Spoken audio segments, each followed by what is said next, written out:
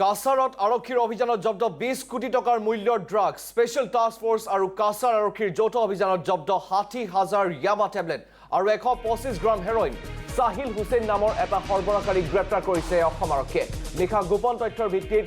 STFৰ IGP Partha সাৰথী মহন্ত আৰু আৰক্ষী অধীক্ষক নুমল মাহাতাৰ নেতৃত্বত হিলকুৰি অঞ্চলত চলিছিল অভিযান এখন বাইকেৰে এক বৃহৎ পৰিমাণৰ ড্ৰাগছখিনি সৰবৰাহ কৰোঁতে বাহনসহ গ্ৰেপ্তাৰ কৰিছে আৰক্ষীয়ে চুবুৰীয়া ৰাজ্যৰ পৰা সৰবৰাহ কৰা এই ড্ৰাগছখিনি কাছাৰৰ মাজেৰে বহিৰাজ্যলৈ নিয়াৰ পৰিকল্পনা কৰিছিল সৰবৰাহকাৰীকেইটাই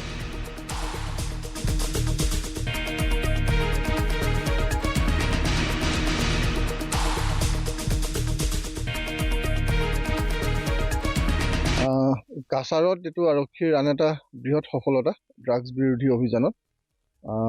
আজি কিছু সময় আগতে কাছাৰত আৰক্ষীয়ে তেওঁলোকৰ গোপন খবৰ আছিলে একচুৱেলি খুব স্পেচিফিক ইনপুট আছিলে আৰু সেইমতে এটা ল'ৰা ধৰিছে আৰু এখন মটৰচাইকেলত ড্ৰাগছ